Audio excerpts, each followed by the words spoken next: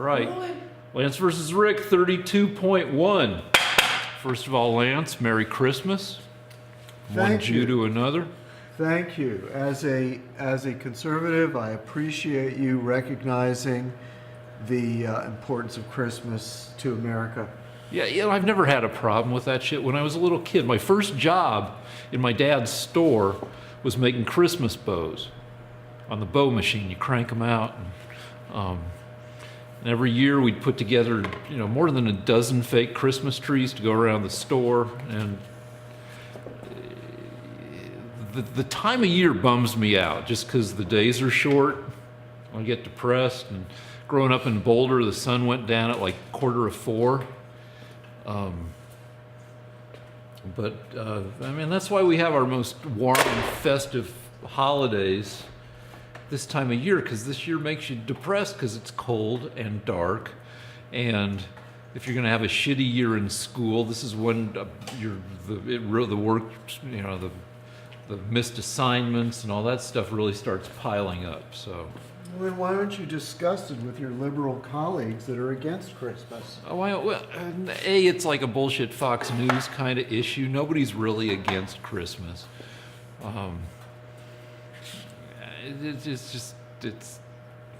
It's a horseshit distraction topic.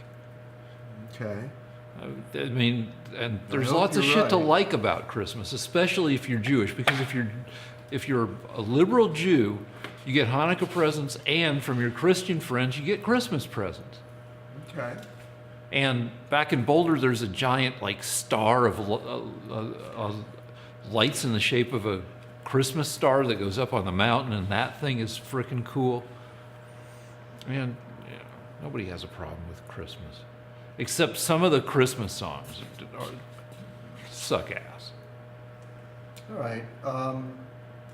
I'd just like to say that I think Rick is probably more important for his.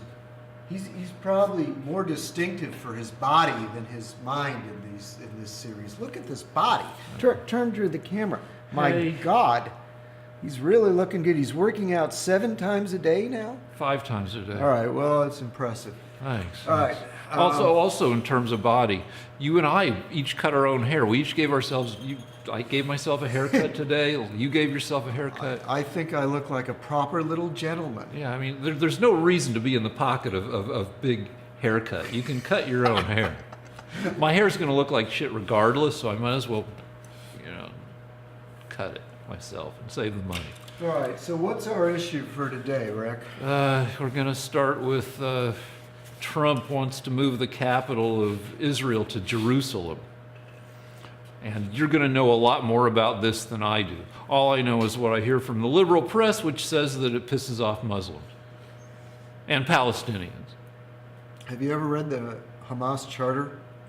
I know it's got some vicious, probably says we need to drive Israel into the sea or some shit like that. Okay, well, the Hamas charter is their constitution, and it says that not only is Jerusalem not the capital of Israel, but there should be no Israel. It should be a Palestinian country, and that after that they aren't finished because they then have to kill every Jew on earth. All right, so it's a bad charter. Well, the point is that there are various Palestinian organizations that have that as a goal. And I think when you're dealing with crazy fanatics like that, there's really no point in trying to placate them with, don't worry, we'll bend here on the Jerusalem thing. What you have to do is you have to say, look, guys, you're not getting it back, to hell with you. And once they get that through their heads, then maybe there's a possibility they'll make whatever deal they can, even though they don't like it. In other words, we will never placate the Palestinians. Yeah, okay, yeah. Yeah. The other thing is, as far as a moral right, what people don't know is that the Jews were always the majority in the city of Jerusalem for 3,000 years, because that was the one place that Jews would go to.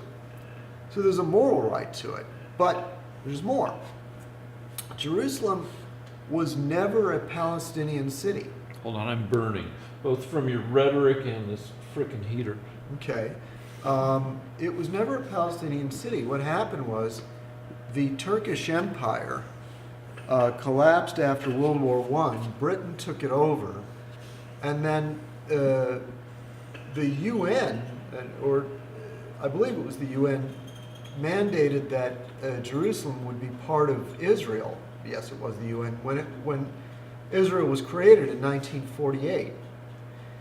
And they gave Jordan and part of what is now Israel to the Arabs, which was 3/4 of the land. Yeah.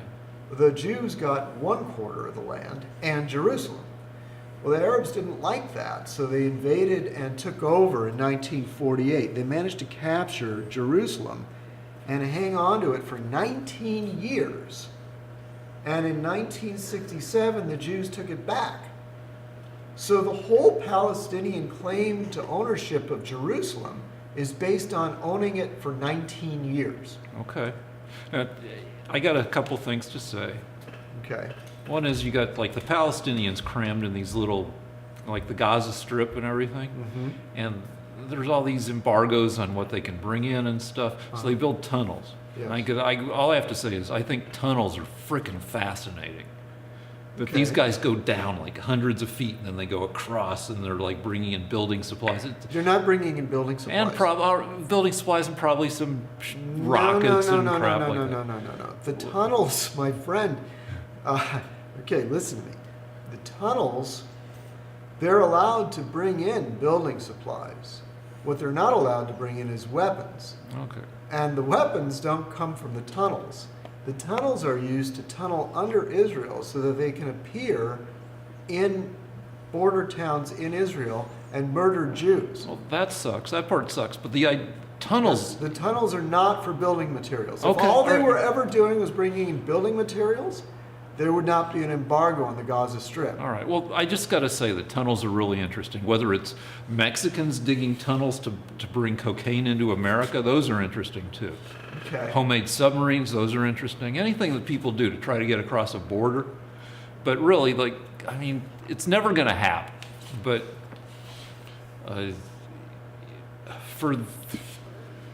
it's people fighting over like really small areas of land. Okay. And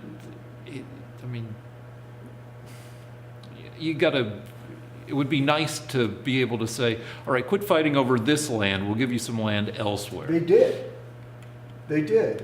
Yeah, but they're not going to, it didn't stop them from fighting. It didn't stop them from fighting. Ehud Barak, who was the leader of Prime Minister of Israel for a while in the 90s, agreed to give the Palestinians, they agreed to swap land for any area that the Jews had turned into a city and they couldn't give it up. They agreed to give them compensatory land and a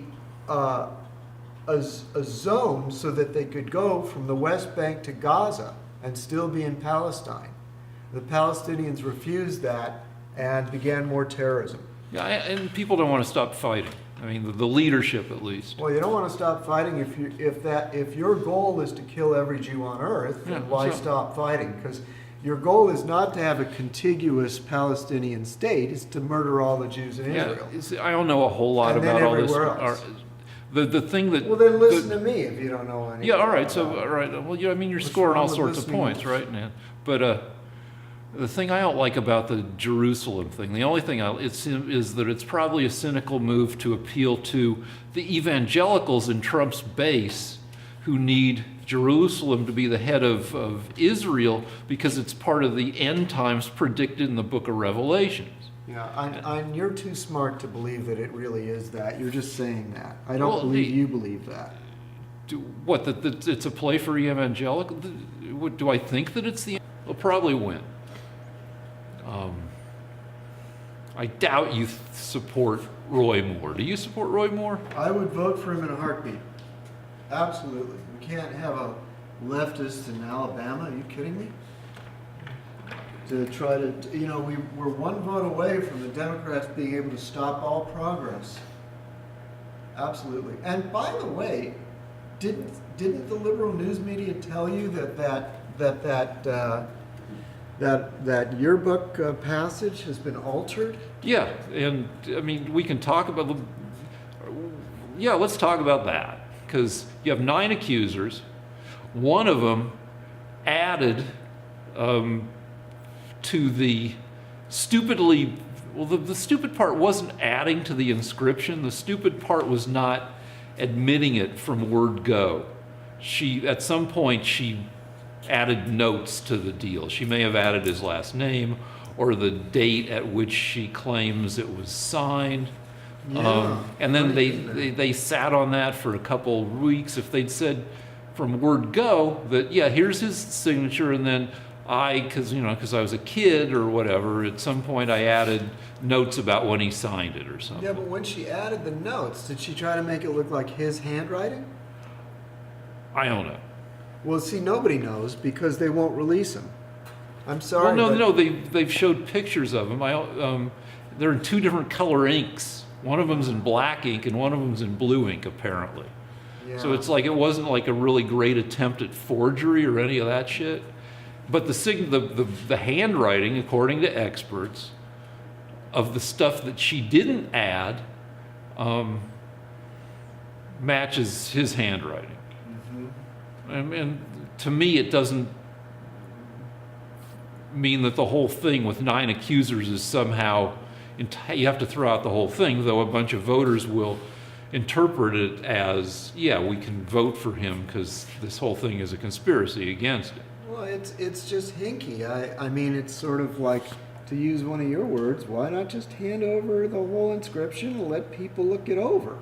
I mean, the way they clung onto it, and the way that you and I have to try to piece together what happened because they won't release it, they won't just give it over to an expert, it just makes me wonder. It makes me confirm that this is another sneaky Democrat trick.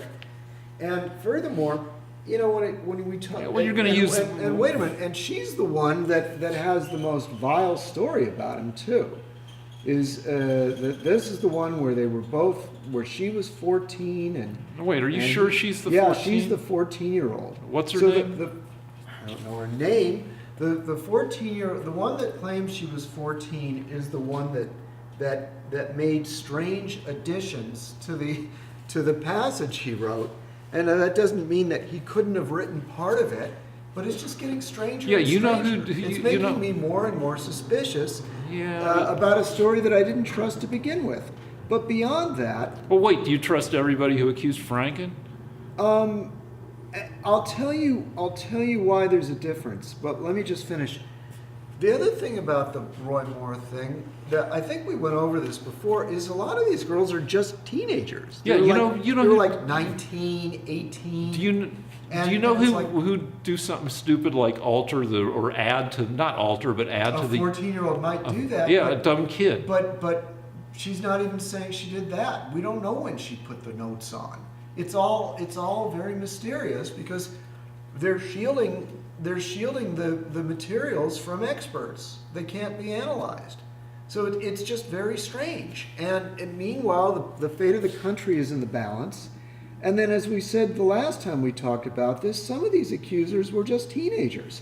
Now, I'll have you know, I'm quite proud of the fact, I'm proud that when I was in my 30s, I dated teenage girls. They were over 18. But it doesn't, that's the way of the world. It's as old as the hills, okay? So this is, it's not enough for me to convict the guy. Now, as far as Al Franken, there are now 8 accusers. Yeah, well, but let's talk about number 8, because that was the straw that broke the camel's back. Okay, what's number 8? What happened? Here, you got to come here. Let's pose for a photo, you and me. Are you going to grab my ass? Because if you are, you're getting up. No, because number 8 is the craziest one in my mind. Are you? Here's what Al Franken did. I'm being violated. he went like this. God, I he oppose went- gay marriage. All right, zoom in here. He went like this. He went boop. Okay, all right. That- that's it. All right, we're fighting after this is over. Grabbed. We're fighting. He went like this That to was somebody's that was waist. not honorable. Okay. That wasn't manly. The woman wrote an essay for the Atlantic about how, I don't know, her world was rocked when Al Franken went eat, and like, is that even a sexual? What is that? I don't know what that should. I found it. I'm still sort of electrified. Okay. If it's like what I just experienced, then I think he should resign. There's a theory that our director brings up that I tend to think is a possibility. Yeah. That Franken, when he said he's resigning, he says he's resigning in the coming weeks. So he's not resigning yet, but he will resign. But I think if Moore gets seated and gets elected, and I think Franken may say, I was going to resign, but I'll resign when Moore resigns. Well, here's the thing. Weirdly enough, I'm not so sure groping is. I mean, groping, is not the worst thing a person can do. But when we discussed this last time, I pointed out that I think the last time I ever grabbed a woman's butt was when I was in high school. And I think I was maybe just turned 16. And I never did it again because it was a stupid thing to do, and I recognized it at the time. And I think it's very peculiar for a seated senator in the United States Senate Well, no, he wasn't. to grab people and pinch them on their butt. Don't say it's seated. Just- Don't say seated. Yeah, the last time I grabbed a girl's butt, I've only done it twice, I believe. Last time I was in college, and I was in drag because I was wearing a leotard, a danskin leotard, because we were going to a showing of the Rocky Horror Picture Show. And for some reason, this caused a sexual panic in me that I had to compensate for by grabbing a girl's butt. And it didn't gratify me, it didn't relieve my sexual panic, and that was... How did she react? She didn't. I mean, she was hanging out with frat boys, so it wasn't like... But that was 37 years ago. Yeah, all I'm saying is, if you said to me, should a guy leave the Senate for pinching a woman's butt, I mean, I think in Italy they make you prime minister for that. But Yeah, the bouncy. yeah, but my question is, what kind of a person in his 50s pinches women's butts in the United States in the 21st century? It's just he's clearly a very peculiar person. Well, I mean, he comes from a comedy thing, and like... Where everybody's pinching women's butts and I don't grabbing know, their like... tits? Well, I had a What job... comedy show is that? It could be any comedy show, because I had But that I had seems to one be job his where the producer, in a comedic way, would grab my writing partner's chest and doink doink, and Was this male to male? it was male to male. Okay, and, well that's what I mean. and I was offended that my pecs were better than, in my mind, because I work them a lot, were better than my writing partner's pecs, and I was like, I had to go to the producer and say, what about me, and make him grab my pecs.